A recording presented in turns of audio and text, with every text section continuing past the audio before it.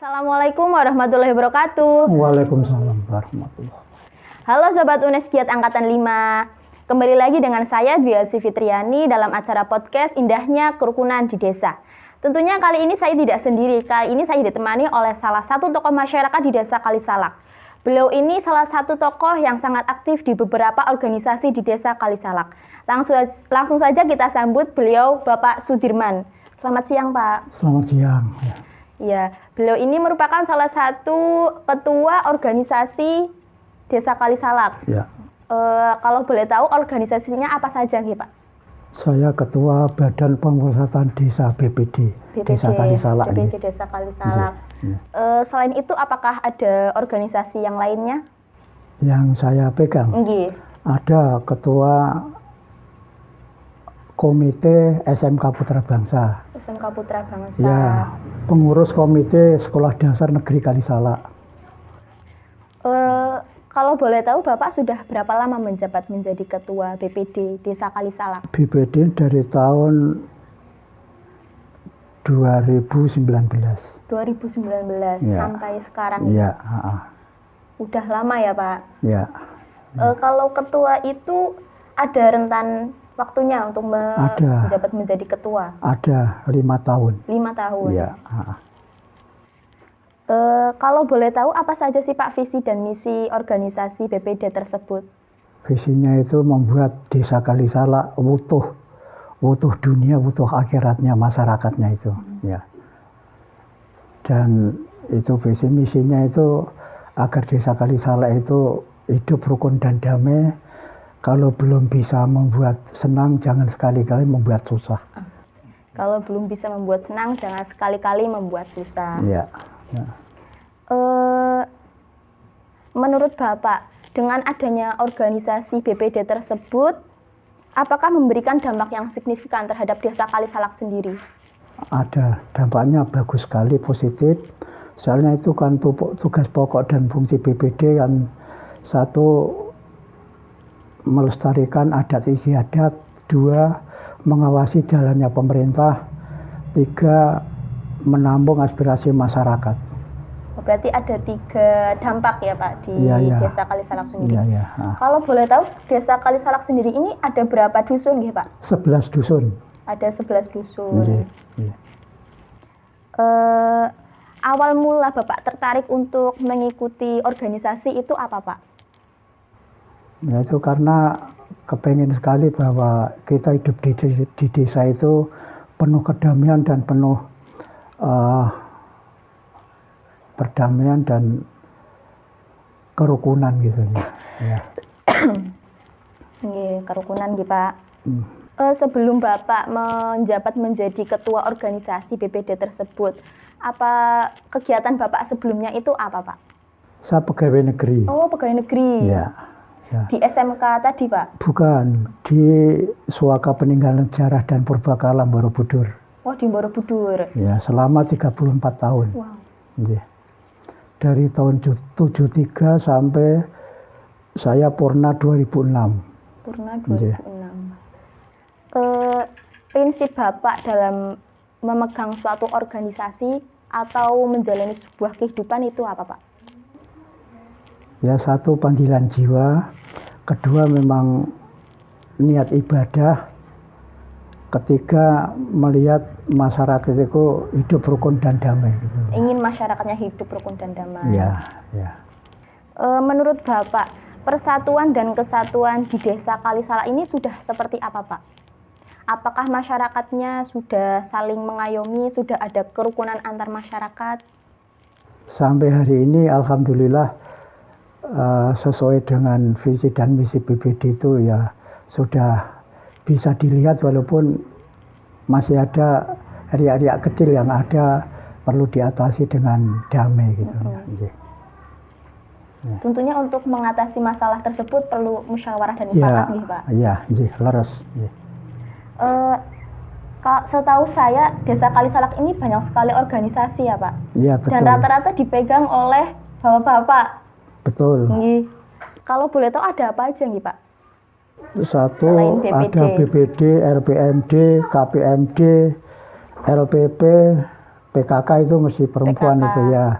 PKK, terus FKD, ada Katana, ya banyak sekali itu. Yang baru itu ada Forum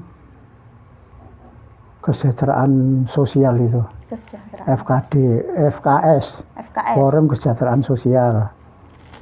Ya. Selama Bapak menjabat menjadi ketua organisasi sendiri, apakah ada suatu kesulitan atau tantangan yang Bapak Ya, hadapi? mesti ada. Pastinya ada, mesti Pak. ada ya. Ya. Salah satunya nopo Pak? Ya salah satunya ada ini apa? Ada selisih paham antar dusun dan dusun, terutama anak-anak muda itu ada, itu alhamdulillah bisa teratasi dengan damai gitu ya. Yeah. Cara kerja BPD dalam mengatasi misal ada perselisihan, itu bagaimana Pak? Ya terutama dengan kepala desa ya, kepala desa sama ketua Hansip itu, pertahanan sipil itu, nanti kita dekati tokoh-tokoh masyarakat dusun itu sendiri. Adik-adik ada dua, Pak Mulosari sama Kalisala gitu. Nanti Ngandungan sama Mulosari, ketua tokoh-tokoh masyarakatnya kita datangi, kita mintai pertimbangan, nanti dari mereka-mereka itu nanti kita bisa menyelesaikan gitu ya. Dari tokoh-tokoh masyarakat setempat itu sendiri, nanti dari mereka itu kita simpulkan, jadi kita kumpulin anak-anak muda duduk bersama untuk menyelesaikan masalah itu. Menurut Bapak, salah satu tips untuk menjaga persatuan, kerukunan atau keutuhan di desa itu bagaimana Pak? Salah satu cara menjaga persatuan di desa. Ya salah satunya itu satu ada dari pemerintah desa itu turun ke dusun-dusun gitu. Setiap ada kegiatan dusun itu datang, di situ nanti pemerintah desa bisa menyuarakan bagaimana pentingnya persatuan dan kesatuan itu, antara lain itu ya. Itu nanti Pemda didampingi dari lembaga-lembaga yang ada gitu. Ya. Salah satunya itu ya. Untuk yang kedua itu lewat LPP itu kan, LPP itu kan Persatuan Pemuda Seluruh Desa. Dari dusun-dusun harus diambil tokoh-tokoh pemuda itu dijadikan pengurus di desa. Jadi setiap ada permasalahan ya itu nanti pemuda bisa merampungkan sendiri gitu. Dari tokoh-tokoh antar kampung itu. Ya. Untuk LPP itu organisasi yang bagaimana Pak? Lembaga Pemberdayaan Pemuda itu LPP itu. Lembaga Pemberdayaan Pemuda. Ya, tapi itu jadi satu dengan Karang Taruna itu. Jadi satu. Ya, ya. Berbicara mengenai anak muda, menurut Bapak sendiri, bagaimana sih pandangan Bapak terhadap anak muda zaman sekarang? Sebenarnya bagus, pinter-pinter. Tapi dengan adanya informasi yang sangat bebas ini, jadi ya nanti apa yang menjadi budaya Jawa, terutama ketimuran itu ya agak terkikis. Efeknya di desa-desa itu ya itu yang belum masanya tahu sudah tahu. Yang tadinya dilarang keras sampai di desa-desa seperti hal yang biasa, seperti miras apa itu, minuman itu. Ya.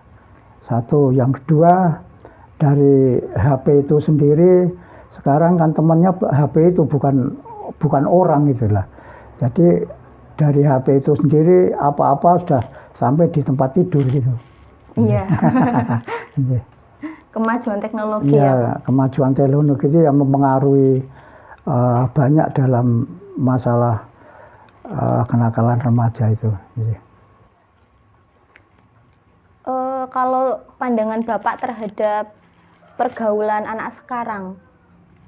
Nah itu kalau dibandingkan dengan masa lalu ya jauh berbeda. Jauh berbeda ya. Kalau zaman dulu itu kan di sekolahan ada pelajaran budi pekerti itu ya. Nah, itu kan kalau ada orang tua mau nyalip aja nuwun sewu apa sekarang enggak langsung aja gitu.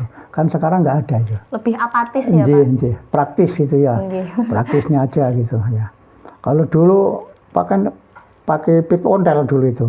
Kalau ada orang tua di pinggir jalannya turun, dindak pundi nuwun sewu gitu. Sekarang enggak telaten itu ya. Nggih. Jadi beda jauh gitu Beda ya. jauh, Nggih, nggih.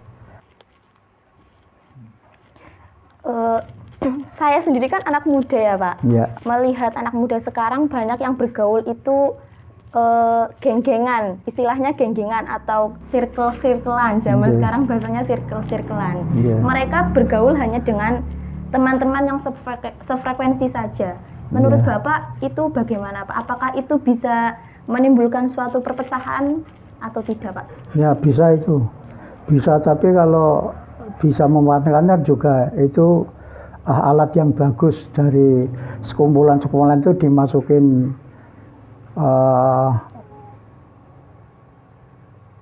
penyuluhan-penyuluhan yang bagus, yang bermanfaat, insya Allah jadi. Jadi yang jadi ustadznya itu ya yang agak berjiwa seperti itu, anak-anak yang geng-gengan itu tadi. Itu kalau bisa manfaatkan juga bagus itu. Oke.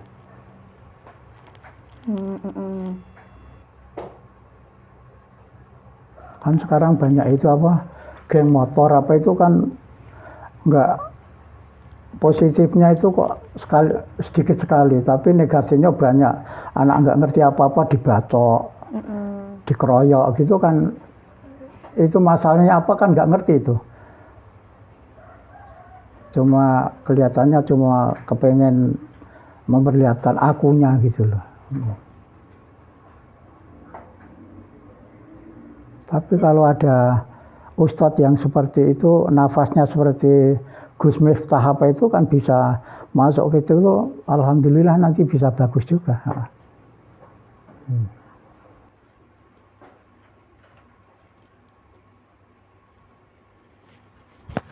Monggo Pak, ini minumnya. Nggih, nggih, nggih. Nggih.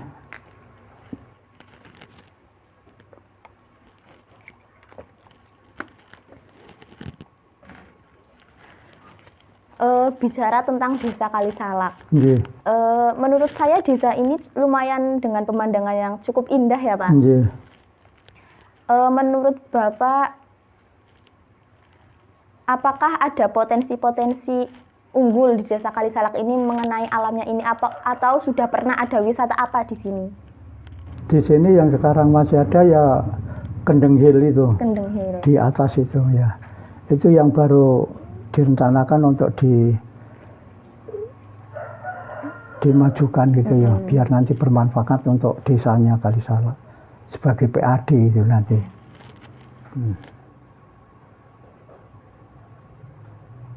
Itu potensinya juga bagus, dikembangkan itu insya Allah nanti jadi bagus juga. Desa Kalisalak ini terdiri dari 11 dusun ya Pak. Nggih. Bapak sendiri bermukim di dusun Mulosari. Mulosari. Ya. Salah satu kegiatan warga yang mencerminkan persatuan itu nopo nggih Pak? Kalau dari ibu-ibu itu PKK. PKK. Kalau dari bapak-bapak itu ya mujadah itu. Mujadah. Nah, tiap malam Jumat itu ada mujadah, itu kan salah satu alat untuk persatuan-kesatuan. Kedua, untuk mengeluarkan ide-ide bagus untuk Kampung Mulosari. Yang ketiga juga ketemu silaturahim itu, kalau kerap ketemu itu insya Allah komunikasi-komunikasi yang terhambat itu akan hilang. Soalnya di situ seperti nanti ada sambung rasa. Piye kampung iki gitu loh. Gimana baiknya kampung kita ini. Nanti di situ sama mengeluarkan pendapat itu loh. Iya. Kemarin juga ada kegiatan kerja bakti nih Pak. Oh ya. Itu kemarin judulnya kegiatan apa Pak? Itu kan kita orang-orang tua Pak, kepala desa dan saya itu kan prihatin bahwa gotong royong di desa itu ciri khas orang desa itu kan gotong royong gitu loh. Nah, itu kok dilihat itu kian habis kalau ada kegiatan-kegiatan yang namanya kerja bakti itu kok nggak ada uangnya itu kok berangkatnya kok sulit gitu loh. Nah, itu kita adakan yaitu Kalisalak, slogannya itu bahasa Jawa. Jadi Kali Salak Obah mematut desa gitu. Kali Tahu Salak Obah mematut desa. Mematut itu dari kata patut, tahu nggak? Patut itu. Jadi Kali Salak Obah mematut desa gitu. Itu seluruh masyarakat Kali Salak dari kecil sampai orang tua, bapak ibu keluar semua. Nanti apa-apa yang nggak patut di lingkungan kita harus dipatutin gitu. Untuk anak muda di desa, di Dusun Mulosari sendiri, itu kegiatannya apa aja nih Pak? Itu dulu-dulu itu ada seperti selapanan tiap malam minggu itu loh. Jadi satu dusun kumpul di balik dusun itu, ya di situ ada ya satu tausiah pengajian masalah keagamaan. Kedua nanti tentang kemajuan kampung, nanti belajar pidato gitu, menjadi MC, menjadi tuan rumah, menjadi di desa itu kan masih bagus sekali, masih paten bahwa ada orang mantenan itu menyerahkan, ada yang menerima, itu kan masih lah itu pidato badut sekitar ya itu acara-acara itu kegiatannya antara lain itu. Sekarang masih aktif Pak? Saya udah lama itu kok nggak diundang, itu masih aktif atau tidak, mungkin ya masih ya. Masih. Ya. Kalau nggak salah saya pernah dengar di desa ini juga ada salah satu organisasi bernama Kopel Alam. Ya, betul. Itu organisasi yang bertujuan untuk apa Pak? Pelestarian lingkungan hidup. Pelestarian lingkungan hidup. Itu kan dari Kopel Alam, kan dari pikiran saya, kita prihatin sekali bahwa masalah membuang sampah itu sepertinya itu nggak salah gitu loh. Membuang sampah di pinggir jalan, di sungai itu seperti nggak salah gitu loh. Dari rumah sampah-sampah dibungkus plastik, nanti berangkat kerja mau apa dibuang di sungai gitu loh. Itu kalau kita rasakan, kalau kita sekarang nggak ikhtiar, nanti anak cucu kita itu akan kurugan plastik gitu nanti. Jadi di mana-mana ada plastik. Satu, yang kedua nanti tanah itu kalau kena sampah plastik itu kan, sampah plastik itu sendiri itu membaur dengan tanah, itu bisa busuk dengan tanah itu kan paling cepat katanya 10 tahun. Tapi ada yang sampai 20 tahun, 80 tahun belum bisa membaur dengan tanah. Itu kan menjadikan tanah juga nggak bisa subur. Satu, kedua itu juga mematikan. Mata air akan mati gitu. Dan nanti kalau kita mulai sekarang nggak ikhtiar, itu nanti sampai anak cucu nggak kumanan apa itu, kumanan air itu loh. Kebagian gitu. Ya, kebagian air anak cucu kita. Nanti sungai penuh sampah-sampah plastik. Dua, sumber mata air juga hilang gitu. Nggak kebagian gitu. Jangan saya itu dalam hati itu yang paling bahagia sampai kita mati pun itu mesti kita itu bisa tersenyum karena kita meninggali mata air, bukan air mata gitu. Ya. Jadi kita slogannya tinggalilah anak cucu kita itu mata air, jangan air mata gitu. Ya dari pemikiran kegelisahan orang-orang tua itu. Jadi Kopel Alam itu kan komunitas pelestari alam. Dari keprihatinan itu orang-orang tua itu. Jadi kita bergerak ya, satu, penanaman pohon-pohon penyimpan air seperti pohon beringin, pohon gayam, pohon aren, itu kan pohon-pohon cermin air. Itu kita tanam di bukit-bukit itu, Bukit Meloreh itu. Itu sekarang sudah bagus-bagus, sudah gede-gede itu. Tadinya kan yang pohon beringin itu sering dipenggali untuk makan kambing. Sudah kita beri label-label, kasihanlah saya jangan dipotong untuk makanan kambing ini untuk anak cucu kita nanti. Jadi kita niatnya ikhtiar, masalah hasil dan tinjanya Allah, tapi kita ikhtiar terus. Biar nanti di Kali Salak itu ada sumber air itu nggak mati-mati gitu loh. Satu, kedua, ini pertama masalah air.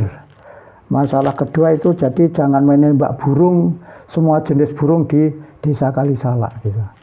Jadi burung itu kan kalau di desa yang layak itu di desa itu mata air bening, sungai mengalir dengan bagus, ikannya ada, terus ada suara-suara burung itu kan suaranya betul-betul desa gitu loh. Sekarang di desa, di sungai banyak sampah plastik, banyak kaca. Sekarang orang diirigasi itu orang nyapu yang pinggir-pinggir irigasi langsung ke irigasi seperti tidak salah gitu loh. Ya satu ikhtiarnya yang memberi banner-banner di tempat-tempat umum itu jangan membuang sampah di sembarang tempat, jangan memegang ikan pakai strom atau pakai itu apa racun gitu loh. Iya, soalnya itu akan membunuh sampai telur-telurnya. Kalau mancing sama jala itu boleh. Kemarin alhamdulillah diberi dari Dinas Perikanan itu 5.000 bibit kita tebar di sungai-sungai itu. Hari Sabtu itu kelihatannya. Oh, ya. Hari Sabtu. Itu ya, gabungan. Kan iya, kami ya. ikut juga. Ya, itu kan dari Kompas itu komunitas pemancing Salaman dan Kopel Alam itu. Dan sebetulnya kemarin kalau anak SD nggak berani sama MI, yang suruh nebar itu anak-anak MI sama SD itu. Biar masalah pelestarian lingkungan itu tertanam dari anak-anak SD itu sudah ada gitu loh. Tapi prei itu kan libur sekolahnya, jadi di orang-orang tua. Ya itu, jadi latar belakang ada Kopel Alam ya karena ada kegelisahan gitu. Yang masyarakat sendiri itu kelihatannya itu belum sampai itu mikirnya ya. Tapi alhamdulillah hasilnya sekarang sungai-sungai di sini itu sudah banyak ikannya. Orang mancing dari kota Magelang, dari kota Muntilan itu ke sini semua gitu. Mungkin untuk terakhir ya Pak. Monggo. Salah satu pesan Bapak untuk masyarakat di Desa Kalisalak ini apa? Yang khususnya itu bisa membangun persatuan antar masyarakat gitu. Yang pertama ya masyarakat Kalisalak itu kalau belum bisa membuat senang, jangan sekali-kali membuat susah. Iya. Itu baik pemdesnya maupun baik masyarakatnya. Gitu. Satu, yang kedua selapanan apa itu kumpulan-kumpulan itu terus dilanjutnya di situ untuk mencairkan suatu komunikasi, jangan sampai komunikasi itu tersumbat gitu. Jadi ikhlas saja menyalurkan gitu. Ya, jadi tadi pesan Bapak Sudirman terhadap Desa Kalisalak sendiri ada dua. Yang pertama yaitu kalau belum bisa membuat senang, jangan membuat susah. Dan yang kedua tadi jadilah komunikasi yang baik antar masyarakat sehingga persatuan tetap ada di Desa Kalisalak ini. Mungkin terima kasih untuk informasinya Pak. Sama-sama. Mohon maaf bila dalam berbincang-bincang banyak kesalahan. Sama-sama juga, saya sebagai orang tua udah banyak lupanya dan ini pas nggak fit badannya itu jadi yeah. Mungkin cukup sampai di sini ya Sobat UNES 35. Kita kembali lagi pada episode selanjutnya. Wassalamualaikum warahmatullahi wabarakatuh. Waalaikumsalam warahmatullahi wabarakatuh.